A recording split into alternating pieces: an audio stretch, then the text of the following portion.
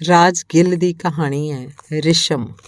ਸਭ ਖਾਮੋਸ਼ ਸਨ, ਕੋਈ ਕੁਝ ਨਹੀਂ ਸੀ ਪੁੱਛਦਾ, ਕਿਉਂਕਿ ਸਾਰਿਆਂ ਨੂੰ ਪਤਾ ਸੀ ਅਪਸਰਾ ਨੇ ਹੁਣ ਵਾਪਸ ਨਹੀਂ ਸੀ ਆਉਣਾ ਕਦੇ ਵੀ। ਉਹ ਚਲੀ ਗਈ ਸੀ ਸਦਾ ਲਈ।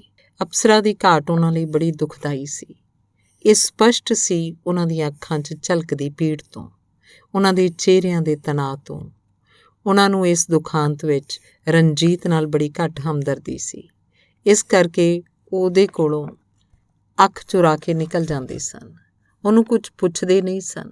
ਉਹ ਹਰ ਯਤਨ ਕਰਦੇ ਸੀ ਕਿ ਕਿਸੇ ਤਰ੍ਹਾਂ ਵੀ ਰਣਜੀਤ ਨੂੰ ਇਹ ਪਤਾ ਨਾ ਲੱਗੇ ਕਿ ਉਹ ਅਪਸਰਾ ਬਾਰੇ ਜਾਣਦੇ ਸਨ।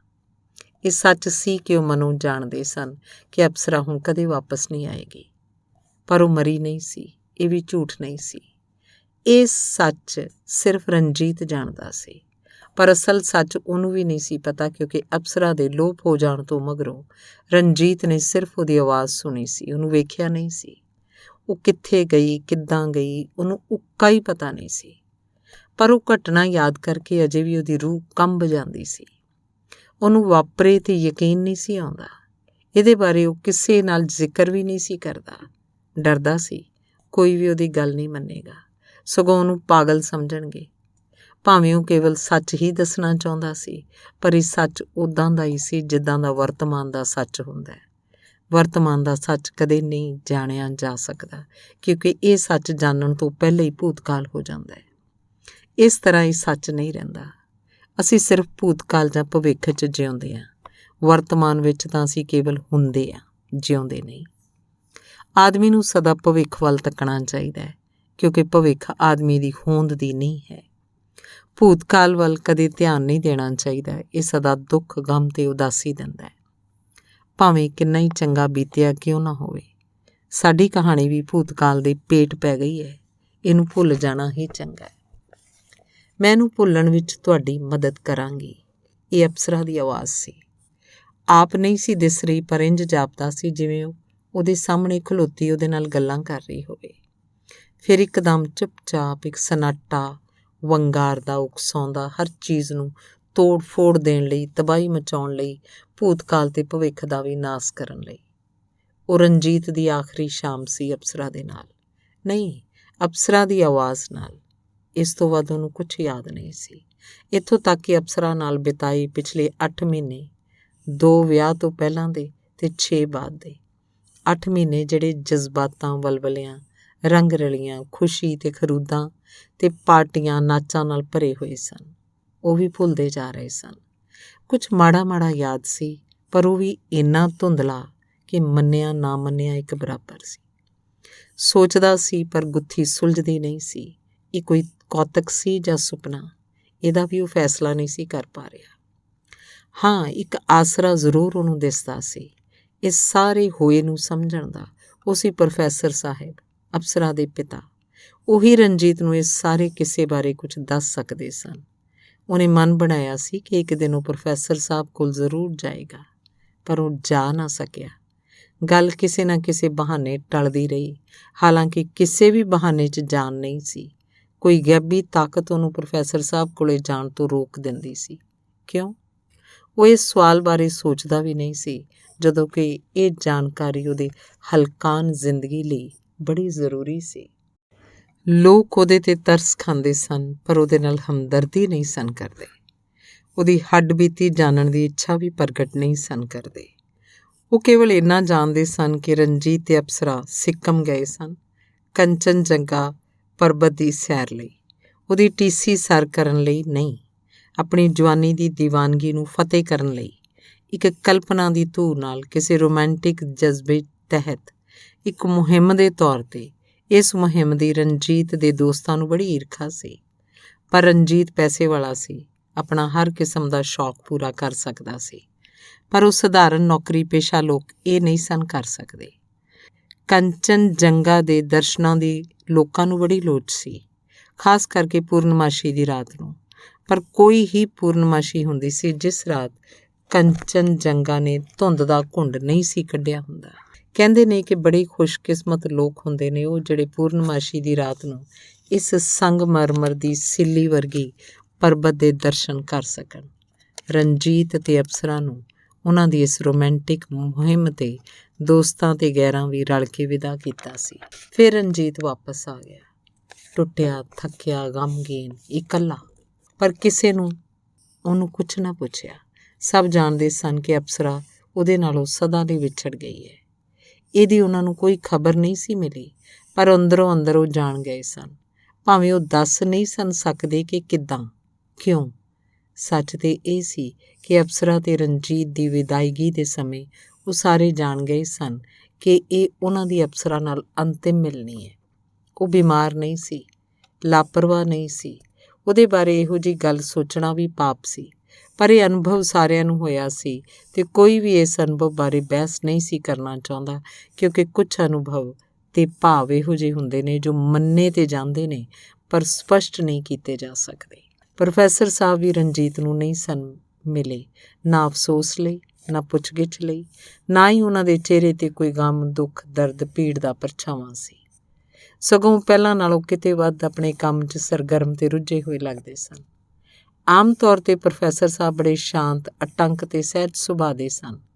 ਉਹਨਾਂ ਦੀ ਗੱਲਬਾਤ ਵੀ ਗਿਣੇ ਮਿੱਥੇ ਸ਼ਬਦਾਂ ਦੀ ਹੁੰਦੀ ਸੀ, ਪਰ ਹੁਣ ਉਹਨਾਂ ਦੀ ਉਤੇਜਨਾ ਵੇਖ ਕੇ ਇੰਝ ਜਾਪਦਾ ਸੀ ਜਿਵੇਂ ਉਹਨਾਂ ਕੋਲ ਸਮਾਂ ਘੱਟ ਰਹਿ ਗਿਆ ਹੋਵੇ ਅਤੇ ਕੰਮ ਬਹੁਤ, ਅਤੇ ਉਹ ਇਸ ਕੰਮ ਨੂੰ ਨਿਪਟਾਉਣ ਦੀ ਛੇਤੀ 'ਚ ਹੋਣ।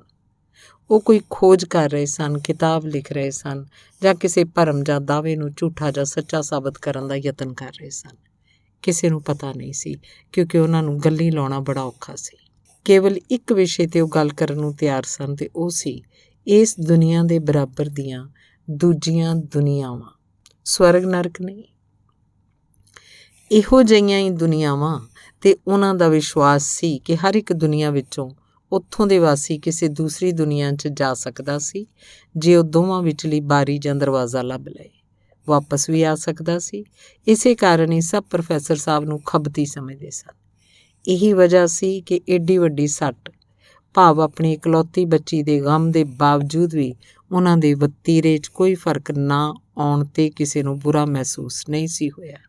ਕੋਈ 9 ਮਹੀਨੇ ਪਹਿਲੇ ਜਦੋਂ ਪ੍ਰੋਫੈਸਰ ਸਾਹਿਬ ਹਿਮਾਲਿਆ ਦੀਆਂ ਪਹਾੜੀਆਂ ਦੇ ਆਪਣੇ ਸਾਲਾਨਾ ਦੌਰੇ ਤੋਂ ਵਾਪਸ ਆਏ ਸਨ ਤਾਂ ਯੂਨੀਵਰਸਿਟੀ ਅਤੇ ਸ਼ਹਿਰ ਵਿੱਚ ਸਨਸਨੀ ਫੈਲ ਗਈ ਸੀ।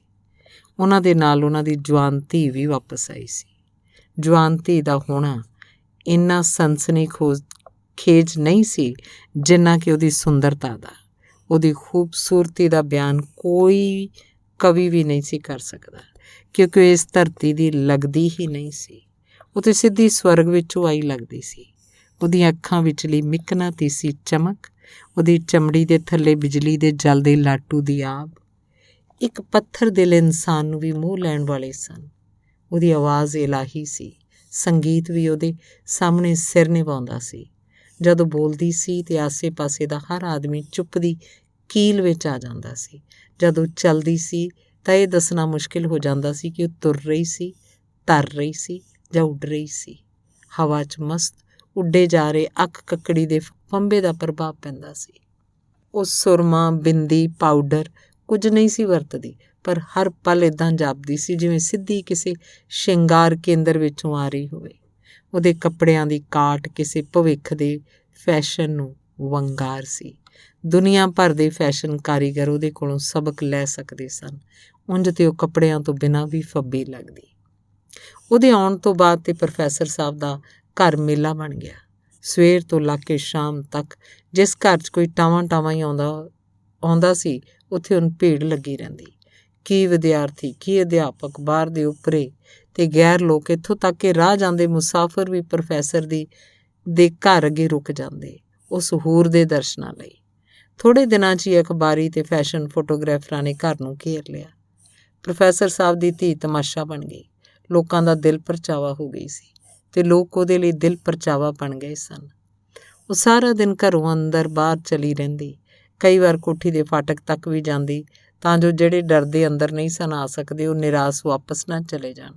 ਉਹ ਕਿਸੇ ਦੀ ਸੀਟੀ ਜਾਂ ਫਿਲਮੀ ਜੁਮਲੇ ਦਾ ਬੁਰਾ ਵੀ ਨਾ ਮੰਨਦੀ, ਸਗੋਂ ਇਹੋ ਜਿਹੇ ਮਜਨੂਆਂ ਨੂੰ ਦੂਸਰੇ ਫਟਕਾਰਦੇ ਅਤੇ ਉਹਦਾ ਘਰ ਦੇ ਅੰਦਰ ਬਾਹਰ ਜਾਣਾ ਅਸਲੋਂ ਵਿਹਾਰੀ ਲੱਗਦਾ ਸੀ।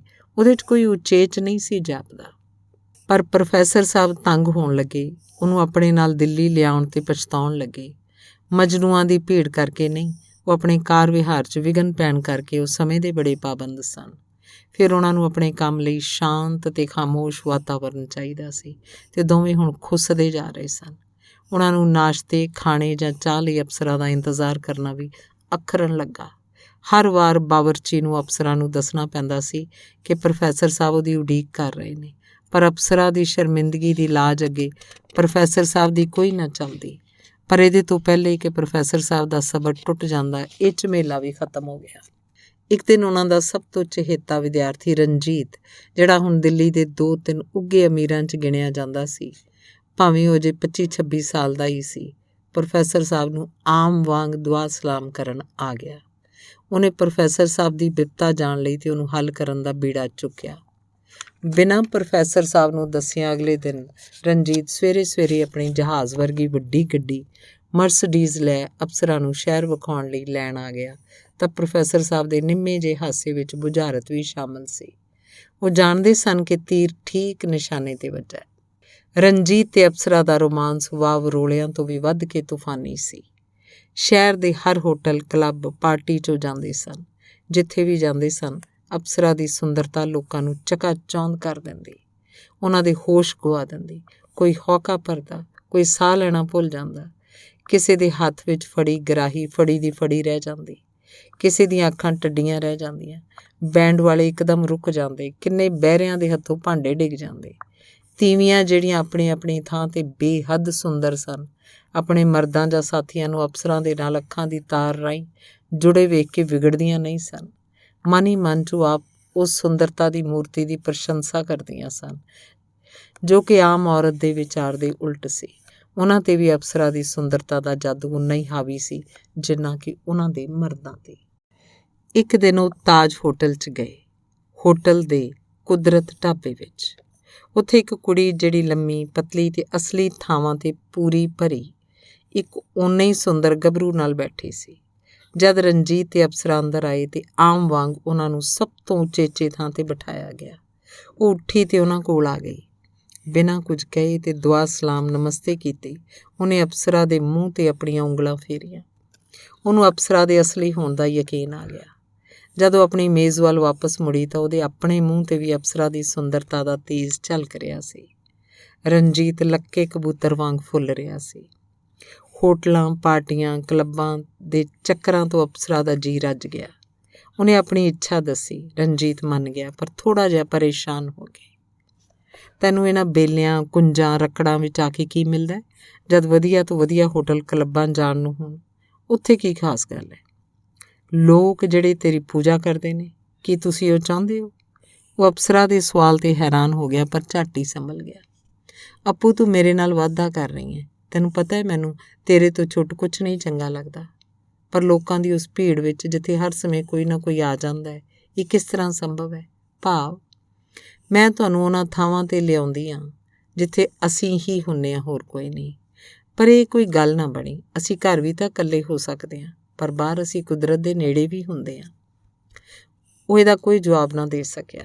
ਸੋਚਣ ਲੱਗਾ ਕਿ ਸ਼ਾਇਦ ਉਹ ਮਜ਼ਾਕ 'ਚ ਸਭ ਕੁਝ ਕਹਿ ਰਹੀ ਸੀ, ਪਰ ਉਹਦੇ ਚਿਹਰੇ ਦੀ ਗੰਭੀਰਤਾ ਕੁਝ ਹੋਰ ਵੀ ਕਹਿ ਰਹੀ ਸੀ। ਉਹ ਜਮਨਾ ਨਦੀ ਦੇ ਰੇਤਲੇ ਕੰਢੇ 'ਤੇ ਸੈਰ ਕਰ ਰਹੇ ਸਨ।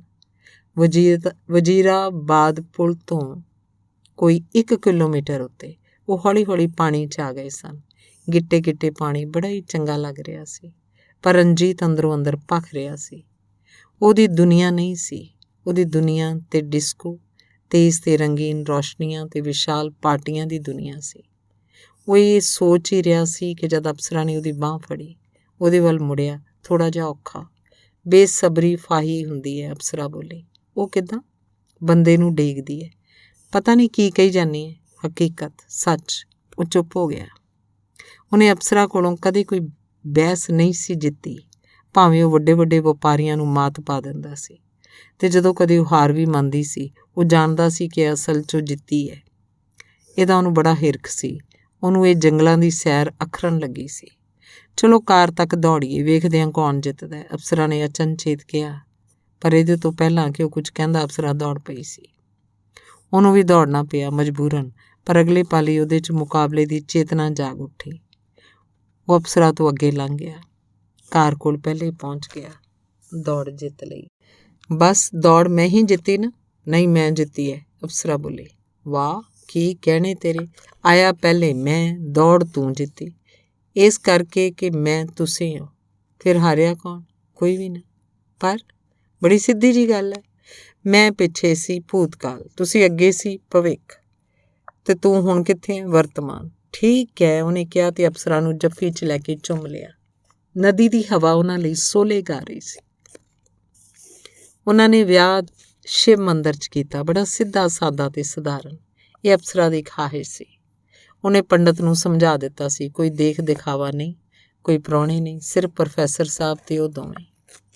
ਪਰ ਰਣਜੀਤ ਨੇ ਵਿਆਹ ਦੀ ਪਾਰਟੀ ਬੜੀ ਧੂਮ-ਧਾਮ ਨਾਲ ਦਿੱਤੀ। ਅਸ਼ੋਕਾ ਹੋਟਲ ਦਾ ਸਭ ਤੋਂ ਵੱਡਾ ਹਾਲ ਕਿਰਾਏ 'ਤੇ ਲਿਆ, ਸਭ ਤੋਂ ਚੰਗਾ ਬੈਂਡ ਮੰਗਾਇਆ, ਖਾਣਾ ਤੇ ਸ਼ਰਾਬ ਜਿੰਨੀ ਉੱਤਮ ਹੋ ਸਕਦੀ ਸੀ ਪੇਸ਼ ਕੀਤੀ। ਦਿੱਲੀ ਦੇ ਰਈਸ, ਹਾਕਮ, ਮੰਤਰੀ, ਪ੍ਰਧਾਨ ਮੰਤਰੀ ਵੀ ਆਏ। ਪ੍ਰੋਫੈਸਰ ਸਾਹਿਬ ਵੀ ਆਪਣੀ ਬੁਝਾਰਤੀ ਹੱਸੀ ਨਾਲ ਹਾਜ਼ਰ ਸਨ। ਅਪਸਰਾ ਹੁਣ ਬਹੁਤਾ ਘਰ ਰਹਿੰਦੀ ਸੀ, ਅਕਸਰ ਅੱਕ ਜਾਂਦੀ ਸੀ, ਸੋ ਉਹਨੇ ਆਪਣੇ ਆਪ ਨੂੰ ਮੂਰਤੀ ਕਲਾ 'ਚ ਰੁਝਾ ਲਿਆ। ਟੁੱਟੀਆਂ ਫੁੱਟੀਆਂ ਚੀਜ਼ਾਂ ਦੇ ਟੁਕੜਿਆਂ ਨਾਲ, ਜਿੱਦਾਂ ਚੀਨ ਦੀਆਂ ਪਲੇਟਾਂ ਆਦਿ, ਪੁਰਾਣੇ ਡੱਬੇ, ਟੀਨ, ਲੋਹੇ, ਤਾਂਬੇ, ਪਿੱਤਲ ਦੀਆਂ ਤਾਰਾਂ ਆਦਿ, ਲੱਕੜ ਤੇ ਸ਼ੀਸ਼ੇ, ਪੁਰਾਣੇ ਕੱਪੜੇ, ਜੁੱਤੀਆਂ, ਗੱਲ ਕੀ ਕੋਈ ਵੀ ਚੀਜ਼ ਜਿਹੜੀ ਟੁੱਟੀ ਜਾਂ ਸੁੱਟੀ ਹੋਈ ਸੀ, ਉਹ ਆਪਣੇ ਬੁੱਤਾਂ ਲਈ ਵਰਤਦੀ ਰਹਿੰਦੀ ਸੀ। ਉਹਦੇ ਘਰ ਦਾ ਬਗੀਚਾ ਇੱਕ ਨਿੱਕਾ ਜਿਹਾ ਅਜਾਇਬ ਘਰ ਬਣ ਗਿਆ। ਥੋੜ੍ਹੇ ਦਿਨਾਂ 'ਚ ਹੀ ਉਹਦੀ ਇੰਨੀ ਚਰਚਾ ਹੋਈ ਕਿ ਕਲਾ ਦੇ ਆਲੋਚਕ ਉਹਦਾ ਨਾਂ ਪਿਕਾਸੋ ਨਾਲ ਜੋੜਨ ਲੱਗ ਪਏ। ਅਖਬਾਰਾਂ, ਰਸਾਲਿਆਂ, ਰੇਡੀਓ ਤੇ ਦੂਰਦਰਸ਼ਨ ਦੇ ਪੱਤਰਕਾਰਾਂ ਤੇ ਸੰਪਾਦਕਾਂ ਦੀ ਭੀੜ ਉਹਦੇ ਘਰ ਲੱਗੀ ਰਹਿੰਦੀ। ਹਰ ਵਿਅਕਤੀ ਉਹਦੇ ਨਾਲ ਲੰਮੀ ਤੋਂ ਲੰਮੀ ਮੁਲਾਕਾਤ ਦੀ ਕੋਸ਼ਿਸ਼ ਕਰਦਾ।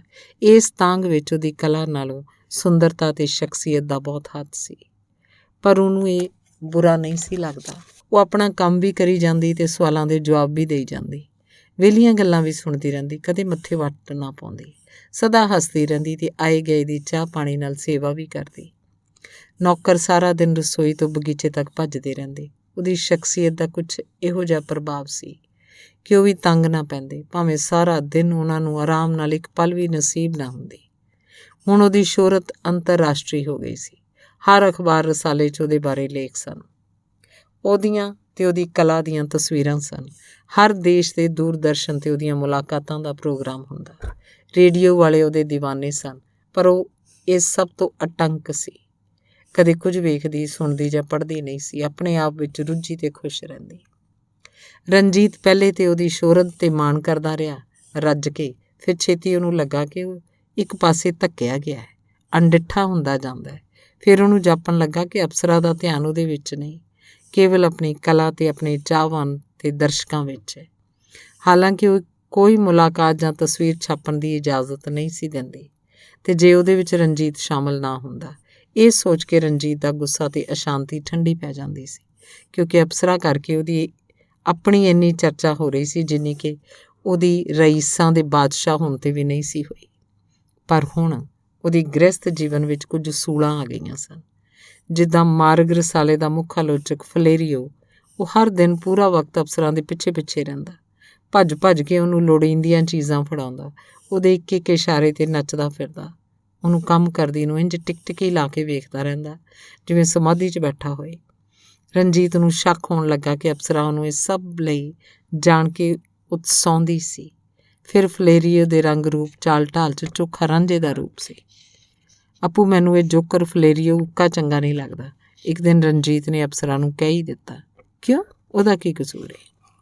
ਤੈਨੂੰ ਆਪਣੀ ਝੋਲੀ 'ਚ ਬਿਠਾਉਣ ਤੋਂ ਛੁੱਟ ਹਰ ਇੱਕ। ਅਪਸਰਾ ਨੂੰ ਰਣਜੀਤ ਦੇ ਲਾਏ ਇਸ ਆਰੋਪ ਤੋਂ ਬੜਾ ਜ਼ੋਰ ਦਾ ਧੱਕਾ ਲੱਗਾ। ਉਹਦਾ ਰੰਗ ਪੀਲਾ ਪੈ ਗਿਆ, ਉਹਦੇ ਬੁੱਲ੍ਹ ਫਰਕਣ ਲੱਗੇ। ਜੇ ਕੋਈ ਕਤੂਰਾ ਤੁਹਾਡੇ ਪਿੱਛੇ ਲੱਗ ਜਾਏ ਤਾਂ ਤੁਸੀਂ ਕੀ ਕਰ ਸਕਦੇ ਹੋ? ਠੁੱਡਾ ਮਾਰ ਕੇ ਭਜਾ ਸਕਦਾ, ਰਣਜੀਤ ਨੇ ਜ਼ਰਾ ਤੁਰਸ਼ੀ ਨਾਲ ਕਿਹਾ। ਤੁਹਾਡਾ ਭਾਵ ਹੈ ਕਿ ਤੁਸੀਂ ਇੰਨੇ ਕੁਰਖਤ ਤੇ ਬੇਰਹਿਮ ਹੋ ਸਕਦੇ ਹੋ? ਕਿਉਂ ਨਹੀਂ? ਕੱਲ੍ਹ ਨੂੰ ਮੈਨੂੰ ਵੀ ਠੁੱਡਾ ਮਾਰ ਕੇ ਭਜਾ ਸਕਦੇ ਹੋ। ਤੂੰ ਕਤੂਰਾ ਨਹੀਂ ਅੱਪੂ। ਪਰ ਅਪਸਰਾ ਸ਼ਾਂਤ ਨਾ ਹੋਈ, ਉਹਦੇ ਵੱਲ ਬੇਯਕੀਨੀ 'ਚ ਬਿੱਟ ਬਿੱਟ ਵੇਖੀ ਗਈ। ਅੱਛਾ ਮੇਰੀ ਜਾਨ, ਮੇਰੇ ਕੋਲੋਂ ਗਲਤੀ ਹੋ ਗਈ, ਮਾਫ਼ ਨਹੀਂ ਕਰੇਂਗੀ? ਇਹ ਕਹਿੰਦਿਆਂ ਉਹਨੇ ਅਪਸਰਾ ਨੂੰ ਆਪਣੀ ਬਾਹਾਂ 'ਚ ਲੈ ਲਿਆ, ਉਹਦੇ ਰੋਸ ਨੂੰ ਪਿਆਰ ਹੁਲਾਰਿਆਂ 'ਚ ਡੋਬ ਦਿੱਤਾ। ਤਾਂ ਵੀ ਰਣਜੀਤ ਨੇ ਫਲੇਰੀਓ ਦਾ ਆਪਣੇ ਘਰ ਆਉਣਾ ਬੰਦ ਕਰ ਦਿੱਤਾ। ਪਰ ਅਪਸਰਾ ਨੂੰ ਇਸ ਦਾ ਅਹਿਸਾਸ ਨਾ ਹੋਇਆ। ਉਹ ਆਪਣੇ ਕੰਮ ਵਿੱਚ ਮਸਤ ਰਹੀ, ਦਿਨ ਭਰ ਮੂਰਤੀਆਂ, ਸ਼ਾਮ ਨੂੰ ਪਾਰਟੀਆਂ, ਕਲੱਬਾਂ ਜਾਂ ਹੋਟਲ। ਫਿਰ ਭਾਰਤ ਦਾ ਮੰਨਿਆ ਪ੍ਰਮੰਨਿਆ ਸ਼ਿਲਪਕਾਰ ਬਰਾਰਕਰ ਅਪਸਰਾ ਨੂੰ ਮਿਲਣ ਬੰਬਈ ਤੋਂ ਆਇਆ। ਉਹ ਤੇ ਅਪਸਰਾ ਦੀ ਕਲਾ ਤੇ ਮੋਹਿਤ ਹੋ ਗਿਆ। ਘਰ ਜੁਆਈ ਬਣ ਕੇ ਰਹਿ ਗਿਆ। ਦਿਨ ਰਾਤ ਅਪਸਰਾ ਨਾਲ ਸ਼ਿਲਪੀ ਕਲਾ ਬਾਰੇ ਬਹਿਸਦਾ ਰਹਿੰਦਾ। ਰਣਜੀਤ ਪਰੇਸ਼ਾਨ ਹੋ ਗਿਆ। ਇੱਕ ਦਿਨ ਉਹ ਫੁੱਟ ਹੀ ਪਿਆ। ਬਹੁਤ ਹੋ ਗਿਆ ਆਪੂ, ਹੁਣ ਹੋਰ ਨਹੀਂ ਸਿਆ ਜਾਂਦਾ। ਤੁਸੀਂ ਕੀ ਕਹਿ ਰਹੇ ਹੋ? ਮੈਂ ਸਮਝੀ ਨਹੀਂ। ਤੂੰ ਬਿਲਕੁਲ ਸਮਝਦੀ ਹੈ। ਮੈਨੂੰ ਨਾ ਬਣਾ, ਫੈਸਲਾ ਕਰ। ਫੈਸਲਾ? ਹਾਂ, ਬਰਾਰ ਕਰ ਜਾਂ ਮੈਂ? ਰਣਜੀਤ, ਤੁਹਾਨੂੰ ਜਵਾਬ ਪਤਾ ਹੈ। ਮੇਰੇ ਲਈ ਤੁਹਾਡੇ ਤੋਂ ਬਿਨਾਂ ਕੋਈ ਨਹੀਂ। ਕਦੀ ਨਹੀਂ ਸੀ, ਪਿਛਲੇ ਜਨਮ ਵਿੱਚ ਵੀ, ਤੇ ਕਦੀ ਨਹੀਂ ਹੋਏਗਾ ਅਗਲੇ ਜਨਮ ਵਿੱਚ ਵੀ। ਕੀ ਸਬੂਤ ਹੈ? ਤੁਹਾਨੂੰ ਮੇਰੇ 'ਤੇ ਸ਼ੱਕ ਹੈ? ਤੂੰ ਮੈਨੂੰ ਇਹਦੇ 'ਤੇ ਮਜਬੂਰ ਕਰ ਦਿੱਤਾ ਹੈ। ਰਣਜੀਤ, ਸ਼ੱਕ ਤੋਂ ਸਦਾ ਬਚਣਾ ਚਾਹੀਦਾ ਹੈ। ਸ਼ੱਕ ਤਬਾਹ ਕਰ ਦਿੰਦਾ ਹੈ। ਸ਼ੱਕ ਸੱਚ ਵੀ ਨਤਾਰਦਾ ਹੈ ਆਪੂ। ਮੈਂ ਤੁਹਾਨੂੰ ਸੱਚ ਹੀ ਦੱਸਿਆ। ਆਪਣਾ ਸੱਚ ਨਹੀਂ, ਸਾਡਾ ਸੱਚ। ਬਕਵਾਸ। ਉਹ ਚੁੱਪ ਰਹੀ। ਇਹ ਤਮਾਸ਼ਾ ਬੰਦ ਕਰ। ਕਰ ਦਿਆਂਗੀ। ਮੂਰਤੀਆਂ, ਮੁਲਾਕਾਤਾਂ ਸਭ ਠੀਕ। ਉਸ ਦਿਨ ਅੱਗੇ ਵਾਂਗ ਰਣਜੀਤ ਨੇ ਅਪਸਰਾ ਨੂੰ ਆਪਣੀਆਂ ਬਾਹਾਂ 'ਚ ਲੈ ਕੇ ਝਗੜੇ ਦਾ ਪਾਪ ਪਿਆਰ 'ਚ ਨਹੀਂ ਸੀ ਧੋਤਾ, ਸਗੋਂ ਸ਼ਰਾਬ ਪੀਂਦਾ ਗਿਆ। ਅੰਤ ਬੇਹੋਸ਼ੀ 'ਚ ਸੌਂ ਗਿਆ। ਅਗਲੇ ਦਿਨ ਇੱਕ ਗੋਲੀ ਘਰ 'ਚ ਆ ਗਈ ਅਪਸਰਾ ਦੀ ਸੇਵਾ ਲਈ, ਜਿਹੜੀ ਹਰ ਵੇਲੇ ਉਹਦੇ ਪਰਛਾਵੇਂ ਵਾਂਗ ਉਹਦੇ ਨਾਲ ਜੁੜੀ ਰਹਿੰਦੀ ਸੀ। 2 ਕੁ ਦਿਨ ਬਾਅਦ ਬਾਹਰ ਦੇ ਫਾਟਕ 'ਤੇ ਇੱਕ ਗੋਰਖਾ ਚੌਕੀਦਾਰ ਵੀ ਆ ਗਿਆ, ਜਦ ਕਿ ਅੱਗੇ ਵੀ 2 ਚੌਕੀਦਾਰ ਸਨ, ਇੱਕ ਦਿਨ ਲਈ, ਇੱਕ ਰਾਤ ਲਈ। ਪਰ ਅਪਸਰਾ ਨੇ ਕੁਛ ਨਾ ਕਿਹਾ। ਉਹਨੇ ਮੂਰਤੀਆਂ ਬਣਾਉਣ ਦੀ ਥਾਂ ਗਾਉਣਾ ਸ਼ੁਰੂ ਕਰ ਦਿੱਤਾ। ਉਹਦੇ ਗੀਤ, ਲੈਅ, ਸੁਰ, ਤਾਲ ਇਸ ਦੁਨੀਆ ਦੇ ਨਹੀਂ ਸਨ, ਜੋ ਸੁਣਦਾ ਤੜਪ ਜਾਂਦਾ, ਰੋ ਪੈਂਦਾ। ਪਰ ਰਣਜੀਤ 'ਤੇ ਇਹਦਾ ਵੀ ਕੋਈ ਅਸਰ ਨਹੀਂ ਸੀ। ਉਹ ਸੋਚਦਾ ਸੀ ਕਿ ਅਪਸਰਾ ਆਪਣੇ ਆਸ਼ਕਾਂ ਦੀ ਯਾਦ ਵਿੱਚ ਵਿਆਕੁਲ ਹੋ ਰਹੀ ਸੀ। ਇਸ ਖਿਆਲ ਨੇ ਉਹਨੂੰ ਹੋਰ ਵੀ ਕਠੋਰ ਕਰ ਦਿੱਤਾ। ਅਪਸਰਾ ਨੂੰ ਉਹਨੇ ਕਈ ਵਾਰ ਤਾੜਿਆ ਕਿ ਉਹਦੀ ਗਾਇਕੀ ਸਿਰ ਪੀੜ ਸੀ, ਉਹ ਇਹ ਗਾਉਣਾ ਬੰਦ ਕਰ ਦੇ। ਨੌਕਰ ਚਾਕਰ ਉਹਦੇ ਗਾਉਣ ਨੂੰ ਕਿਸੇ ਦੇਵੀ ਦਾ ਗਾਣ ਸਮਝ ਕੇ ਮਨ ਹੀ ਮਨ 'ਚ ਪੂਜਦੇ ਸਨ। ਰਣਜੀਤ ਵੀ ਉਹਦੇ ਗਾਉਣ ਦੀ ਮਾਰ ਖਾਂਦਾ ਸੀ। ਇਹ ਉਹਨੂੰ ਹੋਰ ਵੀ ਅੱਖਰਦਾ ਸੀ। ਆਪਣੀ ਕਮਜ਼ੋਰੀ ਲੱਗਦੀ ਸੀ, ਇੱਕ ਮਰਦ ਦੀ ਕਮਜ਼ੋਰੀ ਜਿਹੜੀ ਉਹ ਮੰਨਣਾ ਨਹੀਂ ਸੀ ਚਾਹੁੰਦਾ। ਇੱਕ ਦਿਨ ਸ਼ਰਾਬੀ ਹੋਇਆ ਬੁੜਬੁੜਾ ਰਿਹਾ ਸੀ, ਸੋਹਣੀ ਵਹੁਟੀ ਇਨਸਾਨ ਦੀ ਸਭ ਤੋਂ ਭਾਰੀ ਭੁੱਲ ਹੈ। ਤੇ ਫਿਰ ਸੱਚ ਹੀ ਕਹਿੰਦੇ ਨੇ ਕਿ ਸੁੰਦਰਤਾ ਤੇ ਅਕਲ ਦਾ ਕੋਈ ਮੇਲ ਨਹੀਂ ਹੁੰਦਾ। ਉਹ ਸੁਣਦੀ ਰਹੀ, ਤੜਪਦੀ ਰਹੀ। ਉਹਦਾ ਦਿਲ ਰੋਂਦਾ ਰਿਹਾ, ਪਰ ਉਹਦੇ ਲੱਬਾਂ ਤੋਂ ਸੀ ਤੱਕ ਨਾ ਨਿਕਲੀ। ਅਗਲੇ ਦਿਨ ਉਹਨੇ ਕੰਚਨਜੰਗਾ 'ਤੇ ਚੜ੍ਹਨ ਦਾ ਸੁਝਾਅ ਦਿੱਤਾ। ਰਣਜੀਤ ਨੇ ਝੱਟ ਮੰਨ ਲਿਆ। ਸੋਚਿਆ ਕਿ ਜੇ ਉਹ ਅਪਸਰਾ ਨੂੰ ਥੋੜ੍ਹੇ ਦਿਨਾਂ ਲਈ ਕਿਤੇ ਹੋਰ ਲੈ ਜਾਏਗਾ ਤਾਂ ਉਹਦਾ ਧਿਆਨ ਐਰਿਆਂ ਗੈਰਿਆਂ ਵੱਲੋਂ ਹਟ ਜਾਏਗਾ। ਉਹ ਇੱਕ ਹਫ਼ਤੇ ਬਾਅਦ ਹੀ ਕੰਚਨਜੰਗਾ ਦੀ ਮੁਹਿੰਮ 'ਤੇ ਰਵਾਨਾ ਹੋ ਗਏ। ਪਰ ਕੰਚਨਜੰਗਾ 'ਤੇ ਚੜ੍ਹਨ ਦਾ ਮੌਕਾ ਹੀ ਰਣਜੀਤ ਨੂੰ ਨਾ ਮਿਲਿਆ। ਉੱਥੇ ਪਹੁੰਚਦੇ ਹੀ ਅਪਸਰਾ ਲੋਪ ਹੋ ਗਈ ਸੀ। ਉਹ ਅਪਸਰਾ ਦੀ ਆਪਣੇ ਸਿਰ 'ਚ ਗੂੰਜਦੀ ਆਵਾਜ਼ ਲੈ ਕੇ ਵਾਪਸ ਆ ਗਿਆ ਸੀ। ਹੁਣ ਲੋਕਾਂ ਦੀ ਤੇ ਦੋਸਤਾਂ ਦੀ ਹਮਦਰਦੀ, ਦਇਆ ਤੇ ਝੋਰਾ ਉਹਨੂੰ ਮਾਰੀ ਜਾ ਰਿਹਾ ਸੀ। ਉਹ ਕਿਸੇ ਕੋਲੋਂ ਰਹਿਮ, ਕਰਮ, ਹਮਦਰਦੀ ਨਹੀਂ ਸੀ ਚਾਹੁੰਦਾ, ਪਰ ਉਹ ਇਹ ਸਭ ਰੋਕਣ 'ਚ ਅਸਫਲ ਸੀ। ਉਹਦਾ ਸਬਰ ਉਬਲ ਗਿਆ ਸੀ, ਉਹਦੀ ਹਿੰਮਤ ਟੁੱਟ ਗਈ ਸੀ, ਉਹ ਹਾਰ ਗਿਆ ਸੀ। ਸੋ ਉਹਨੇ ਪ੍ਰੋਫੈਸਰ ਸਾਹਿਬ ਕੋਲ ਜਾਣ ਦੀ ਸੋਚੀ, ਸ਼ਾਇਦ ਉਹਦੇ ਦੁਖਾਂਤ ਦਾ ਕੋਈ ਇਲਾਜ ਦੱਸਣ। ਪ੍ਰੋਫੈਸਰ ਸਾਹਿਬ ਝੂਲਾ ਕੁਰਸੀ 'ਚ ਵਰਾਂਡੇ 'ਚ ਬੈਠੇ ਸਨ। ਰਣਜੀਤ ਉਹਨਾਂ ਕੋਲ ਇੱਕ ਆਰਾਮ ਕੁਰਸੀ 'ਚ ਬੈਠ ਗਿਆ। ਪ੍ਰੋਫੈਸਰ, ਮੈਨੂੰ ਪਤਾ ਹੈ ਤੂੰ ਕੀ ਦੱਸੇਂਗਾ। ਪਤਾ ਹੈ? ਹਾਂ, ਸੁਣ। ਰਣਜੀਤ ਬੜਾ ਹੈਰਾਨ ਸੀ। ਪ੍ਰੋਫੈਸਰ ਸਾਹਿਬ ਕੀ ਕਹਿ ਰਹੇ ਸਨ? ਰਣਜੀਤ ਨੇ ਤਾਂ ਉਹਨਾਂ ਨੂੰ ਕਿਸੇ ਨੂੰ ਵੀ ਕੁਛ ਨਹੀਂ ਸੀ ਦੱਸਿਆ। ਫਿਰ ਉਹ ਕਿੱਦਾਂ ਜਾਣਦੇ ਸਨ? ਜੇ ਜਾਣਦੇ ਸਨ ਫਿਰ ਵੀ ਉਹ ਸਿੱਧਾ ਹੋ ਕੇ ਬਹਿ ਗਿਆ। ਪ੍ਰੋਫੈਸਰ ਸਾਹਿਬ ਦੀ ਗੱਲ ਧਿਆਨ ਨਾਲ ਸੁਣਨ ਲੱਗਾ। ਉਹ ਮੇਰੀ ਧੀ ਨਹੀਂ ਸੀ, ਪ੍ਰੋਫੈਸਰ ਸਾਹਿਬ ਬੋਲੇ। ਤੁਹਾਡੀ ਧੀ ਨਹੀਂ ਸੀ? ਟੋਕ ਨਹੀਂ, ਪ੍ਰੋਫੈਸਰ ਸਾਹਿਬ ਸਖਤੀ ਨਾਲ ਬੋਲੇ। ਰਣਜੀਤ ਵੱਟਿਆ ਜਿਹਾ ਚੁੱਪ ਕਰ ਗਿਆ।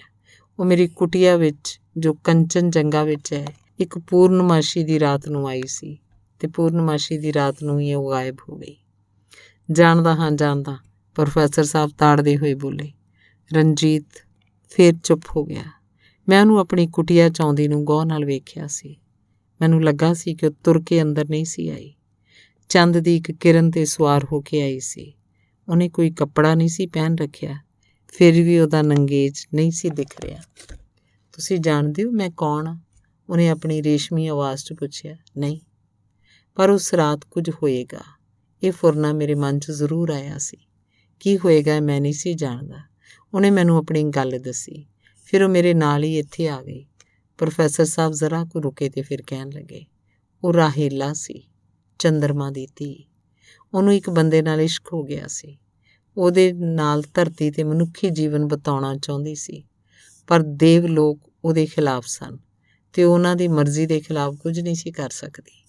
ਉਹਨਾਂ ਦਾ ਕਹਿਣਾ ਸੀ ਕਿ ਆਦਮਜ਼ਾਤ ਬਦਜ਼ਾਤ, ਕਮੀਨੀ, ਨਿਰਦਈ ਅਤੇ ਸ਼ੱਕੀ ਹੁੰਦੀ ਹੈ, ਫਿਰਕਾ ਪ੍ਰਸਤ, ਨਾਸ਼ੁਕਰੀ ਅਤੇ ਖੁਦਗਰਜ਼ ਹੁੰਦੀ ਹੈ। ਉਹਨਾਂ ਲਈ ਦੇਵਤਵ ਦਾ ਤਿਆਗ ਉਚਿਤ ਨਹੀਂ ਸੀ, ਪਰ ਰਹੇਲਾ ਵੀ ਅੜੀ ਹੋਈ ਸੀ ਕਿ ਉਹ ਦੇਵ ਲੋਕਾਂ ਦੀ ਰਾਏ ਆਦਮਜ਼ਾਤ ਬਾਰੇ ਝੁਠਲਾ ਕੇ ਵਿਖਾਏਗੀ। ਉਹ ਆਪਣੇ ਆਦਮੀ ਦਾ ਵਿਸ਼ਵਾਸ ਅਤੇ ਸ਼ੁਕਰਾਨਾ ਦੋਵੇਂ ਜਿੱਤ ਕੇ ਵਿਖਾਏਗੀ। ਉਹਨੂੰ ਤੇਰੇ ਨਾਲ ਇਸ਼ਕ ਹੋਇਆ ਸੀ। ਪਹਿਲੀ ਵਾਰ ਜਦ ਤੂੰ ਪਿਛਲੇ ਕਿਸੇ ਜਨਮ ਵਿੱਚ ਗੰਗੋਤਰੀ ਦਾ ਰਾਜਾ ਸੀ। ਦੂਜੀ ਵਾਰ ਉਹ ਤੇਰੇ ਕੋਲ ਆਈ ਜਦੋਂ ਤੂੰ ਪੰਜਾਬ 'ਚ ਇੱਕ ਸਧਾਰਨ ਕਿਸਾਨ ਸੀ, ਅਤੇ ਹੁਣ ਤੀਜੀ ਵਾਰ ਜਦ ਤੂੰ ਇੱਕ ਕਾਮਯਾਬ ਉਦਯੋਗਪਤੀ ਸੈਂ। ਪਰ ਹਰ ਵਾਰ ਤੂੰ ਉਹਦੀ ਹਾਰ ਦਾ ਕਾਰਨ ਬਣਿਆ। ਉਹਨੇ ਆਪਣੀ ਬਾਜੀ ਹਾਰੀ ਕਿਉਂਕਿ ਤੂੰ ਉਹਦੀ ਹੇਠੀ ਕਰਵਾਈ। ਹਰ ਵਾਰ ਤੂੰ ਉਹਦੀ ਵਫਾ ਅਤੇ ਨੇਕ ਨੀਤੀ 'ਤੇ ਸ਼ੱਕ ਕੀਤਾ। ਹੁਣ ਫਿਰ ਉਹਨੂੰ ਪ੍ਰਾਸ਼ਚਿਤ ਕਰਨਾ ਪਏਗਾ। ਇੱਕ ਹੋਰ ਮੌਕੇ ਦੀ ਦਾਤ ਲਈ। ਪ੍ਰੋਫੈਸਰ ਸਾਹਿਬ ਚੁੱਪ ਹੋ ਗਏ। ਰਣਜੀਤ ਕੁਮਲਾਇਆ ਜਿਹਾ ਕੁਰਸੀ 'ਚ ਸੁੰਗੜ ਗਿਆ। ਧੰਨਵਾਦ।